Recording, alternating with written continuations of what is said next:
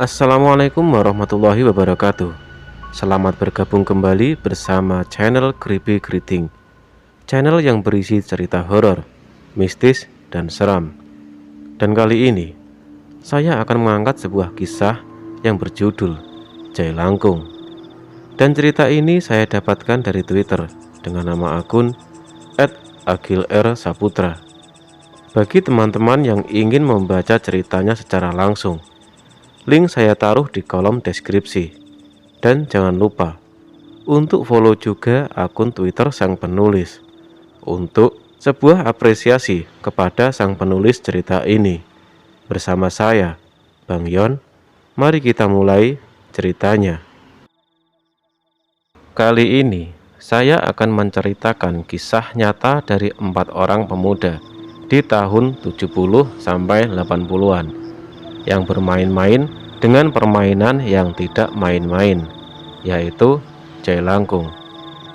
Dalam permainannya, mereka melakukan sebuah kesalahan hingga akhirnya menyebabkan teror yang berkepanjangan sampai membuat mereka hampir gila.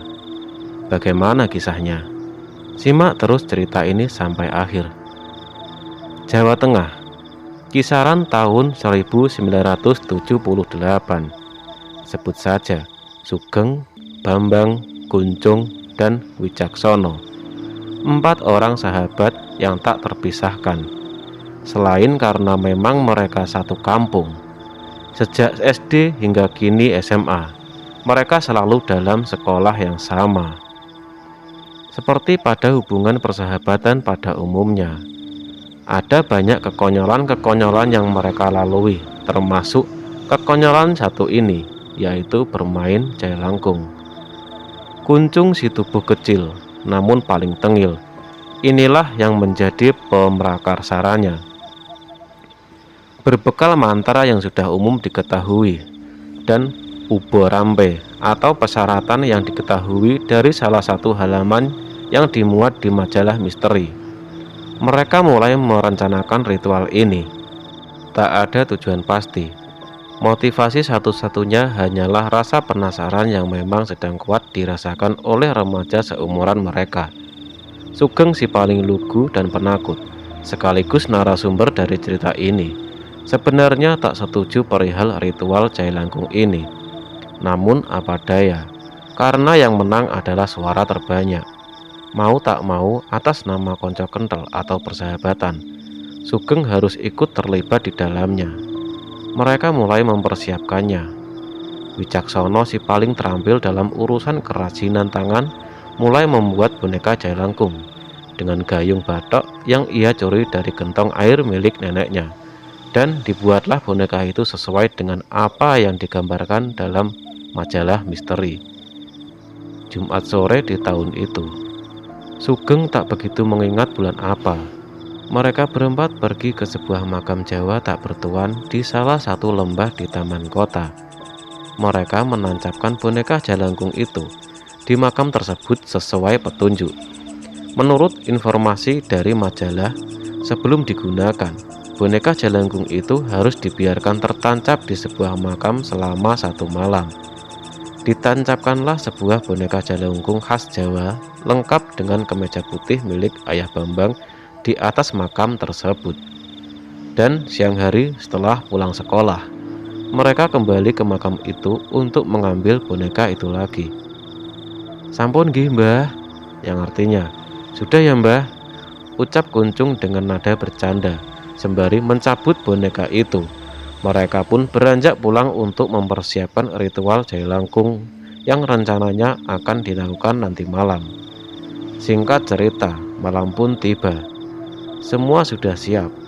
Boneka yang sudah diikatkan dengan kapur tulis beserta kelengkapan lainnya, seperti kembang, kopi pahit, air santan, dan tidak lupa sabak atau papan tulis yang terbuat dari batu. Mereka berempat membawa kelengkapan itu ke sebuah rumah tua yang terbengkalai di dekat cungkup atau tempat menyimpan perlengkapan pemakaman di pinggir desa. Mereka sengaja mengambil waktu agak larut agar tak ada warga atau tetangga yang memergokinya. Mengingat ini adalah aktivitas yang cukup aneh, tentu akan timbul masalah bila ada orang lain yang mengetahuinya. Sesampainya di sana, mereka mulai menggelar tikar, menyalakan 2 buah lentera kecil, dan menata semua sesajen, dan ritual pemanggilan arwah Jalangkung pun dimulai. Boneka sudah dipegang sejajar oleh mereka, tepat di atas papan tulis. Sejenak mereka semua terdiam saling pandang. Apakah kita akan benar-benar melakukannya? Mungkin itu yang ada dalam batin mereka semua saat itu. Kuncung mulai memberikan arahan untuk mengucapkan mantra.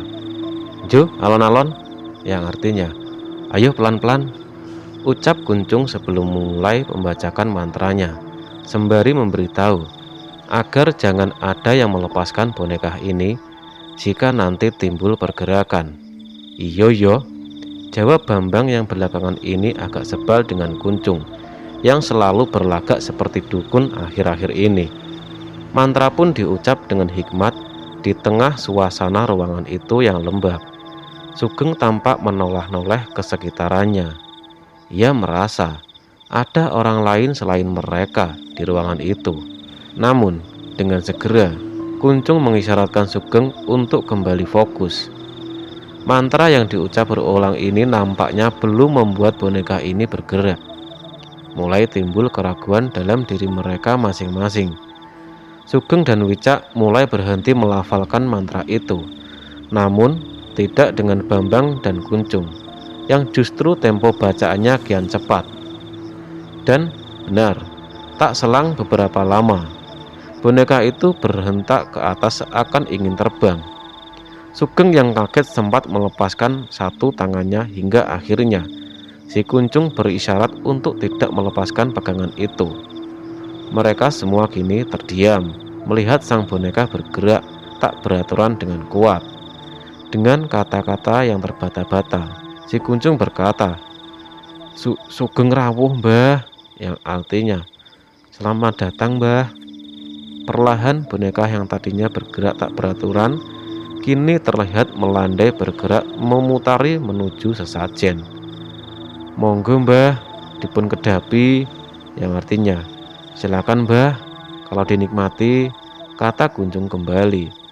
Boneka itu mulai memutar-mutar dan berhenti di mangkuk berisi kunci yang ditali. Seketika, Kuncung langsung teringat apa yang ditulis di petunjuk majalah, bahwasanya cara Jelangkung makan adalah dengan kunci itu. Dengan satu tangannya, Kuncung mengambil kunci yang ditali itu dan mengalungkan di leher boneka seraya berkata, "Nuwun sewu mbah," yang artinya, "Permisi mbah." Setelah terkalung, boneka itu mulai bergerak mengitari sesajen, mencelupkan kunci itu ke gelas yang berisi kopi dan air santan. Setelah itu, boneka itu kembali bergerak menuju tengah, tepatnya di atas papan tulis sabak, dan menggerakkan kapur tulis yang terikat di bawahnya, membentuk tulisan yang hanya berupa titik-titik. Kini Bambang mengambil alih dan bertanya, "Naminipun panjenengan sinten?" yang artinya, "Nama kamu siapa?"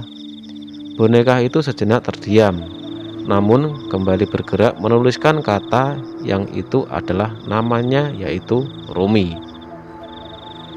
Setelah itu, Sugeng, Wicak, Kuncung, dan Bambang terlihat saling pandang seakan mengisyaratkan tentang kata-kata apalagi yang harus ditanyakan. Tapi di sini, Wicak tiba-tiba saja berkata, "Jenengan jaler nopo setri mbah?" yang artinya, "Anda laki-laki atau perempuan mbah?" "Ya jelas wedok kok, jenenge wae Rumi," yang artinya, "Ya jelas perempuan lah, namanya saja Rumi," gerutu Kuncung dengan berbisik sambil menyenggol badan Wicak yang berada di sampingnya. Di sini Kuncung sedikit meminta maaf dengan sosok yang berada di dalam boneka Jelangkung tersebut dan kembali bertanya, "Jenengan gesang warso pinten mbah?" yang artinya, "Kamu hidup tahun berapa mbah?" Di sini boneka itu mulai bergerak, tapi hanya menuliskan 2 angka yang bisa dibaca, yaitu 1 dan 9. Dan suasana pun menjadi tegang, karena setelah itu boneka ini mulai menulis dengan tak beraturan. Tak selang berapa lama kemudian, boneka itu mulai bergerak tak beraturan.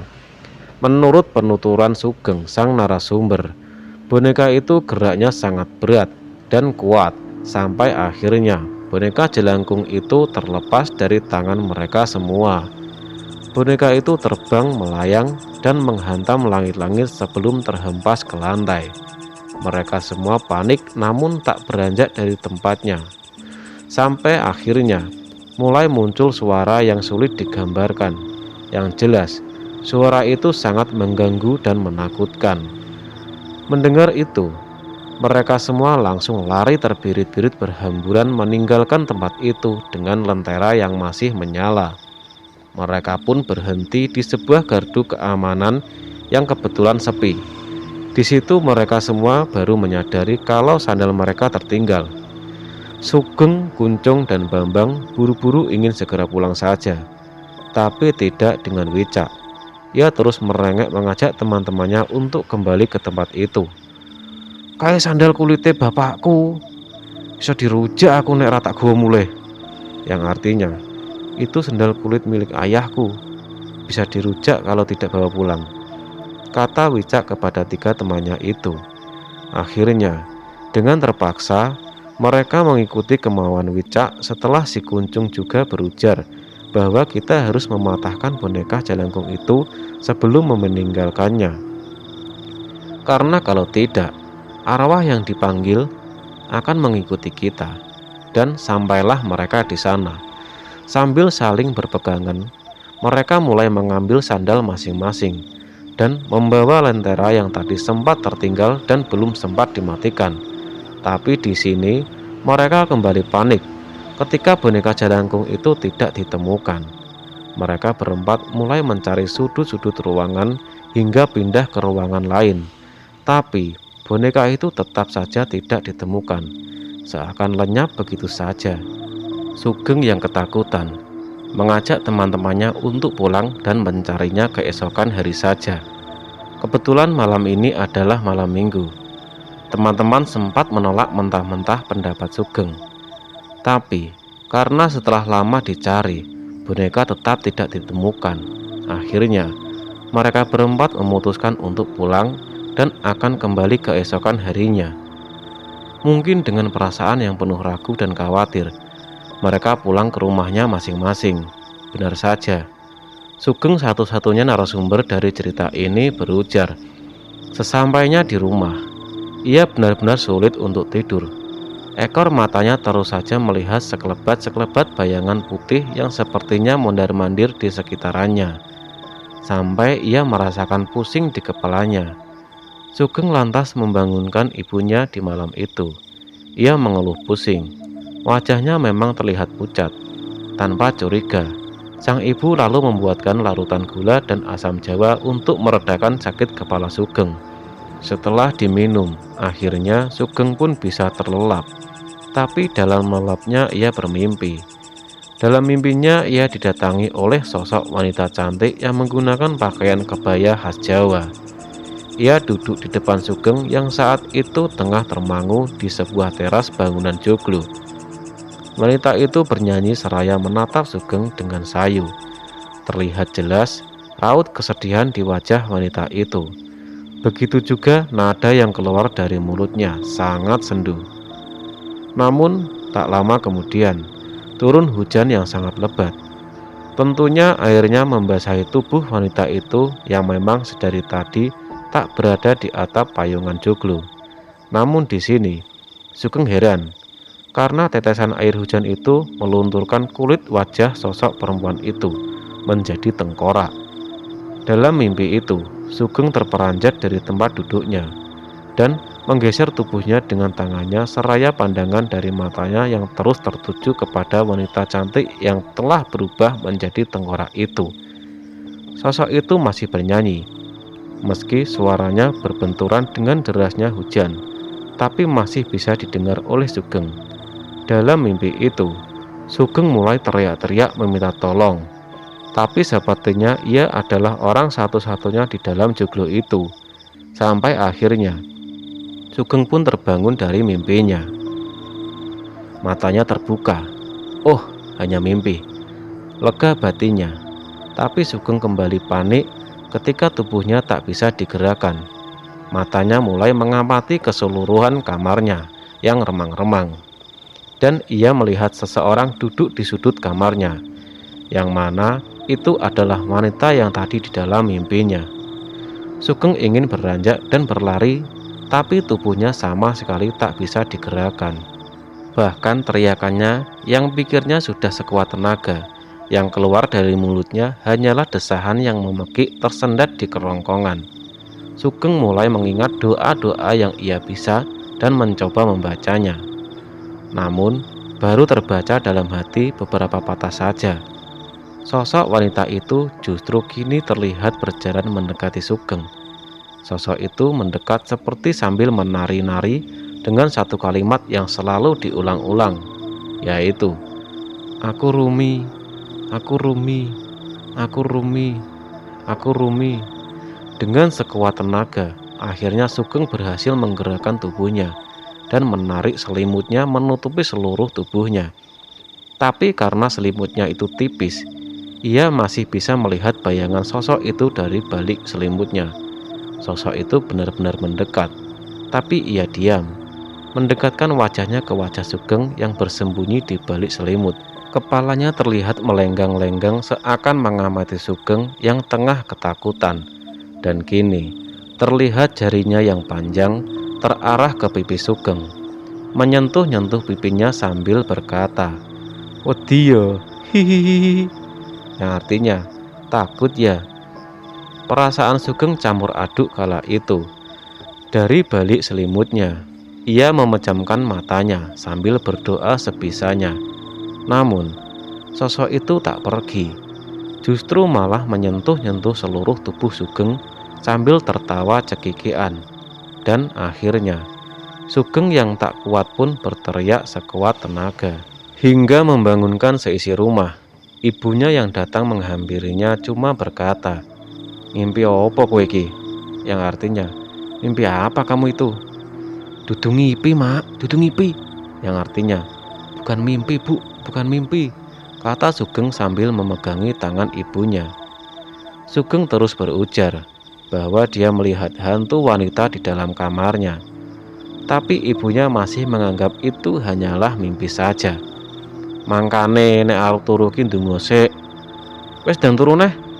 Yang artinya, makanya kalau mau tidur itu berdoa dulu. "Sudah, sana tidur lagi," kata ibunya seraya meninggalkannya.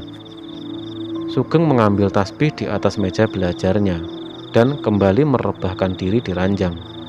Sembari berzikir, Sugeng mulai menerka apa yang terjadi. "Masalah iki, masalah. Ngopo dadak dolanan jelangkung barang?" Yang artinya, masalah ini, masalah. Kenapa pakai main jelangkung segala sih? Gerutu Sugeng dalam hati. Namun, seketika wajah sosok wanita itu muncul dalam ingatan Sugeng yang masih hangat. Ia mencoba mempercayai kata ibunya, meski ia ragu. Dalam pikirannya, Sugeng terus berucap, "Ini hanya mimpi." Ia terus berzikir hingga mulai mengantuk. Namun, di sini teror itu sepertinya mulai kembali. Karena ketika Sugeng memejamkan matanya, ia merasa ada seseorang tidur di sampingnya. Ia benar-benar merasakan ada beban lain yang tertumpu di kasurnya. Tetapi ketika ia membuka matanya, tidak ada siapa-siapa di sampingnya. Ia kembali memejamkan matanya, dan rasa itu datang lagi. Entah itu hanya perasaannya saja atau memang benar, yang jelas itu membuatnya tak bisa tidur hingga azan subuh berkumandang. Barulah setelah itu, Sugeng bisa tidur walau hanya sekitar jam 7 pagi. Ia sudah harus terbangun karena ternyata teman-temannya yaitu Wicak, Kuncung, dan Bambang sudah berada di rumahnya. Tentunya mereka akan menuntaskan permainan ini, mencari boneka jelangkung itu. Terlihat wajah-wajah lesu terpancar dari raut Bambang, Kuncung, dan Wicak. Sudah bisa ditebak apa yang mereka lalui semalam. "Ayo Gendang," yang artinya, Ayo cepatan, kata Bambang mengajak teman-temannya. Berjalanlah mereka berempat ke bangunan kosong itu. Di jalan, mereka semua bercerita kalau semalam didatangi sosok wanita yang bernama Rumi. Ciri-ciri dan detail kejadiannya kurang lebih sama seperti apa yang dialami oleh Sugeng semalam, tapi tidak dengan Kunjung. Karena semalam ia mengaku sempat dicekik oleh sosok wanita itu. Di sini Kunjung memang terlihat berbeda dengan teman-temannya. Nampak jelas raut wajahnya yang ketakutan dan seperti kurang fokus. Padahal di antara mereka berempat, ia adalah orang yang paling tengil dan suka bercanda. Bahkan dia tergolong yang paling berani meski badannya kecil. Singkat cerita, sampailah mereka di bangunan itu. Tapi anehnya, di sini boneka jelangkung itu sudah ada tergeletak rapi di antara sesajen. Dan janggalnya lagi, bunga yang digunakan untuk ritual semalam sekarang sudah mengering. Bukan lagi layu, seakan sudah ditinggalkan berhari-hari. Kopi dan air santan yang ada di gelas juga sudah berjamur tebal. Tapi mereka tidak memperdulikan itu. Mereka hanya ingin segera menghancurkan boneka jelangkung itu. Ayo cung, tugelno. Yang artinya, ayo cung, patahkan bonekanya, kata Wicak kepada Kunjung. Dengan sedikit terpaksa, Kunjung mengambil boneka itu dan hendak mematahkannya dengan lututnya. Tapi apa yang terjadi? Ketika batang jelangkung itu menyentuh pahanya, tiba-tiba Kunjung terjatuh menunduk dan duduk tersimpuh. Sing genah cung, rasa guyon, yang artinya, yang benar cung, gak usah bercanda, kata Bambang sembari menggoyang-goyangkan pundak Kunjung. Tapi di sini Kunjung malah bernyanyi, dan lagu yang dinyanyikan adalah tembang Lir Ilir. Seperti yang orang Jawa tahu, lagu Lir Ilir karya Sunan Kalijaga ini sangat indah dan liriknya syarat dengan makna. Bahkan catatan sejarah mengatakan lagu ini sering digunakan sebagai media dakwah oleh Kanjeng Sunan Kalijaga.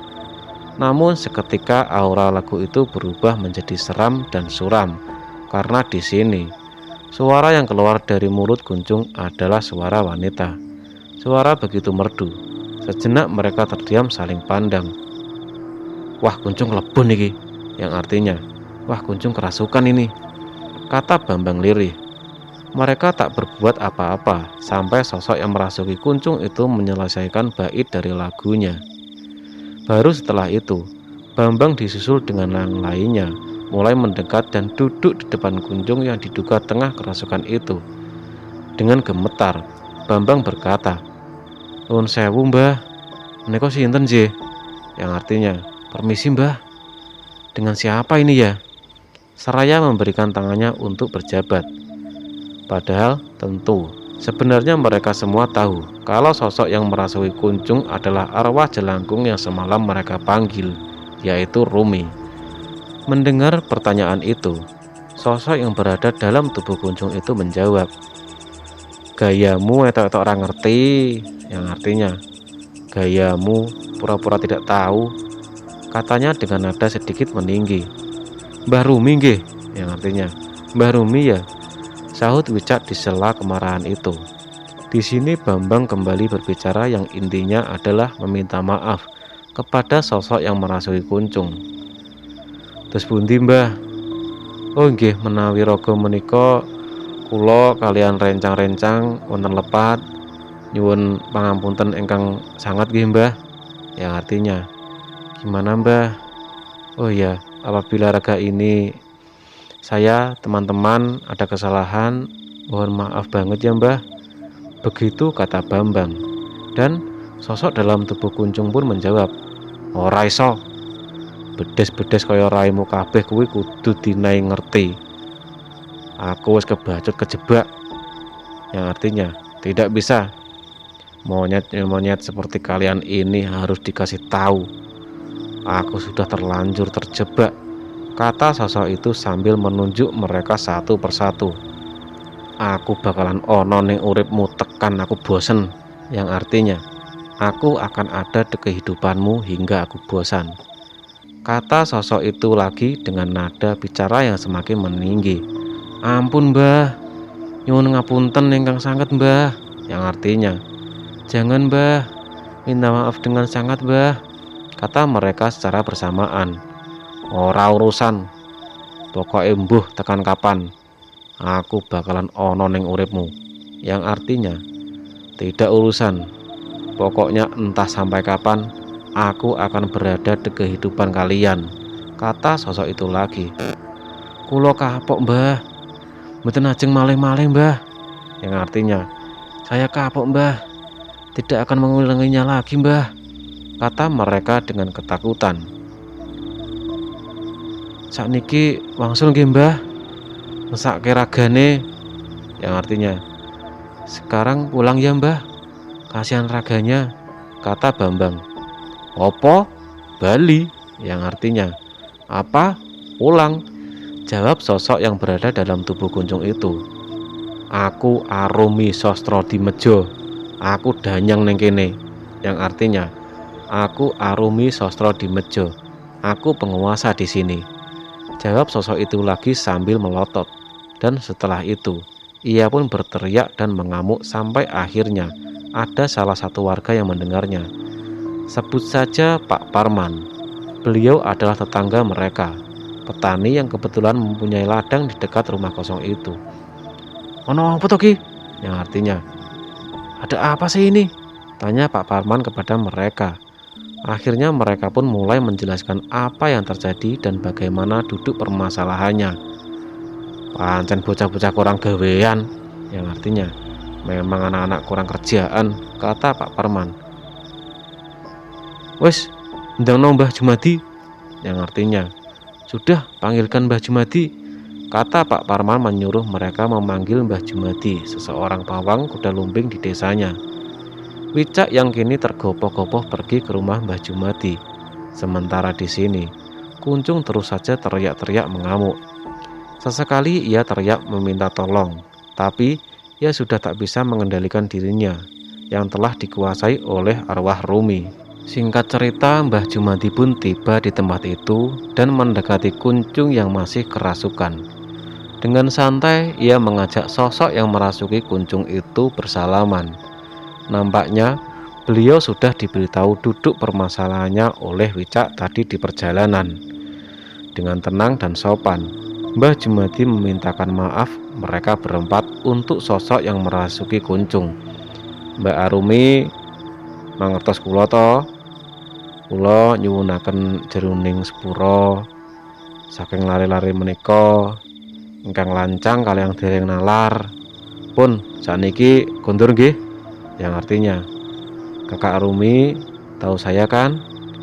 Saya mewakili anak-anak untuk meminta maaf sedalam-dalamnya atas kelancangan mereka. Memang mereka semua belum nalar. Sudah, sekarang pulang ya. Begitu kira-kira kata Mbah Jumadi kepada sosok yang merasuki tubuh Kunjung itu seraya bersalaman. Dan Kunjung pun tampak tenang. Kemudian tubuhnya melemas. Mbah Jumadi mengeluarkan kain hitam di sakunya dan menyabetkan ke tubuh Kunjung. Seketika ia langsung terbangun dan muntah-muntah.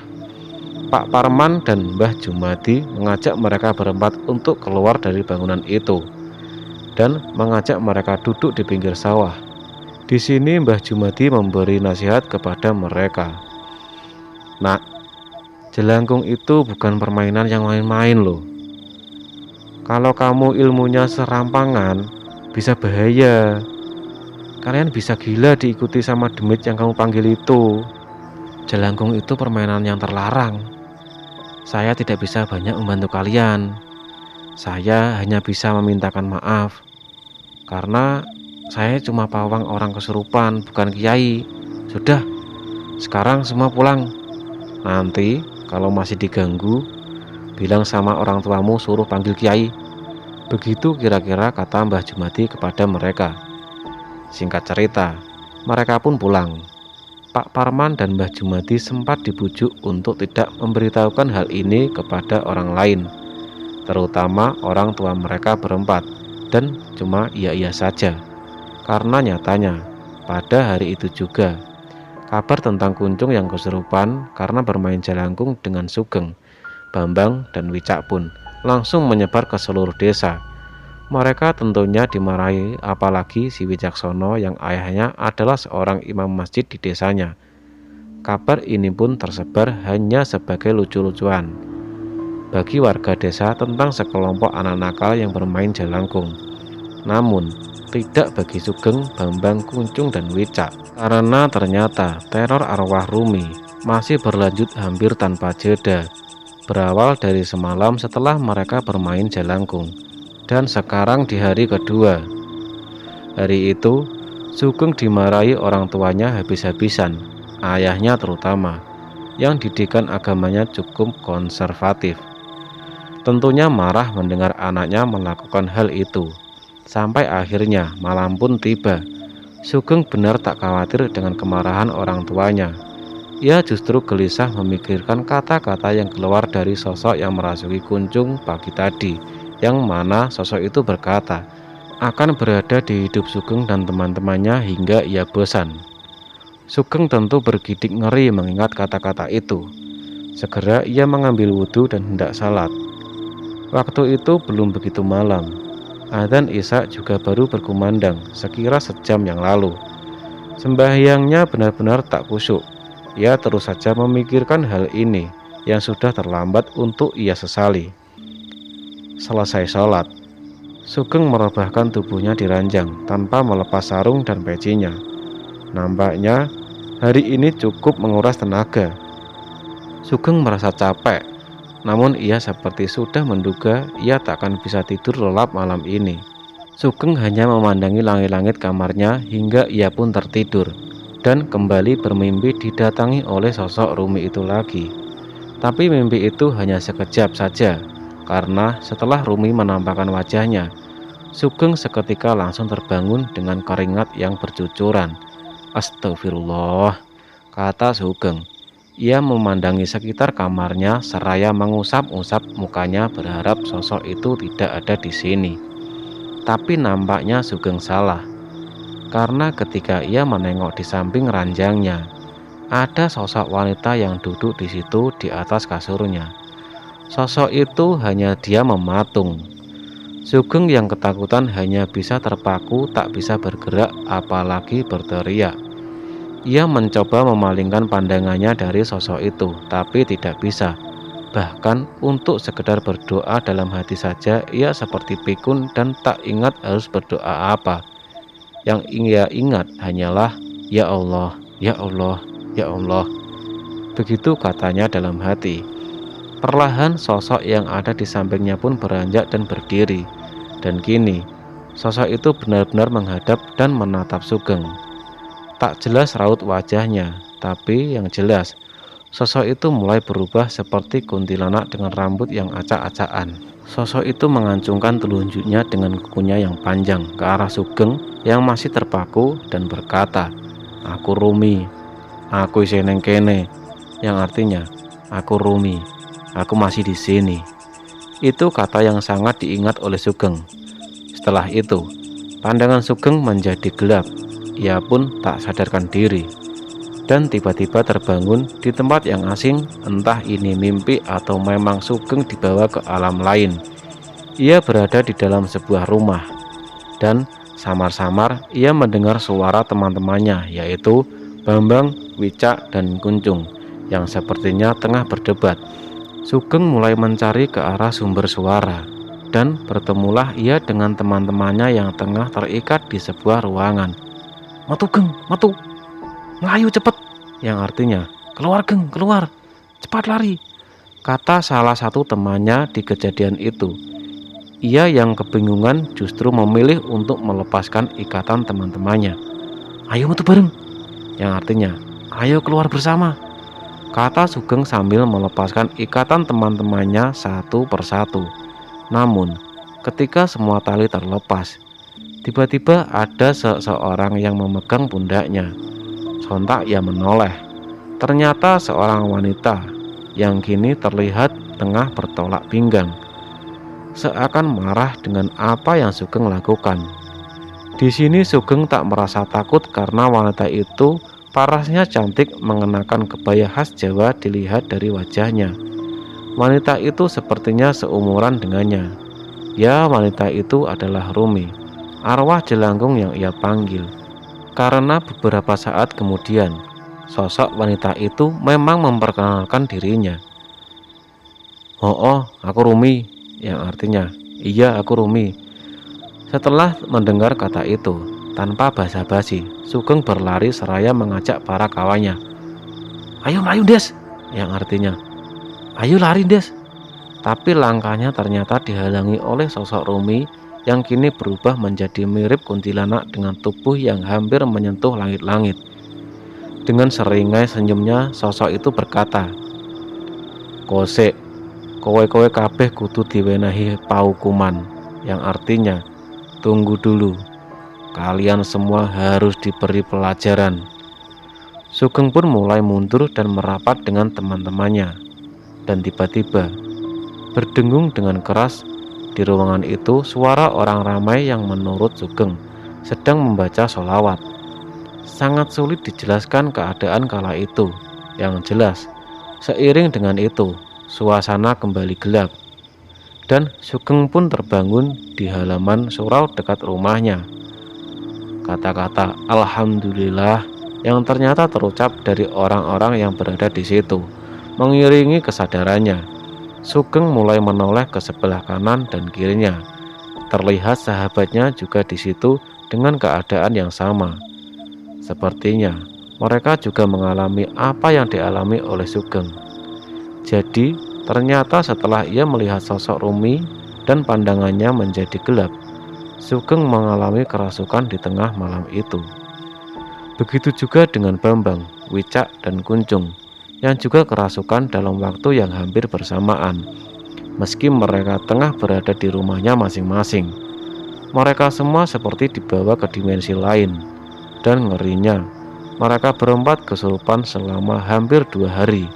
Walaupun mereka merasa hanya beberapa menit saja saat pandangannya mulai gelap dan terbangun di rumah Joglo dan kembali tersadar di halaman surau di desa itu. Tak ada kata-kata yang bisa terucap dari mulut mereka setelah sadar. Mereka terlihat lemas dengan kantung mata yang menghitam. Mbah Badawi, seorang kiai di desa itu yang menjadi perantara atas kembalinya mereka, terlihat memberi nasihat seraya menyodorkan air kelapa untuk mereka minum. Sujukno cik rong dino, nek wes telu apa punjul iso bablas gendeng kowe kabeh, yang artinya untung baru 2 hari. Kalau sudah 3 hari atau lebih, kalian semua bisa menjadi gila. Begitu kata Mbah Badawi yang juga berpesan kepada mereka untuk tidak mengulangi perbuatan itu lagi. Setelah itu, boneka jelangkung itu dibakar oleh beliau. Dan gangguan arwah jelangkung Rumi pun berhenti sampai di sini. Singkat cerita, setelah kejadian ini, Sugeng, Wicak, Bambang, dan Kuncung berubah menjadi seseorang yang lebih mendekatkan diri kepada Tuhan, terlepas dengan apa yang telah mereka lalui bersama. Mereka tetap menjadi sahabat yang tak terpisahkan. Dan cerita pun selesai. Dan demikianlah akhir dari kisah Sugeng dan kawan-kawannya yang secara sembrono bermain jailangkung tanpa tahu akibatnya. Tetap ikuti terus channel Keripik Keriting agar Anda tak ketinggalan cerita horor dan seram lainnya. Saya, Bang Yon, pamit undur diri. Sampai bertemu di cerita seram lainnya. Assalamualaikum warahmatullahi wabarakatuh.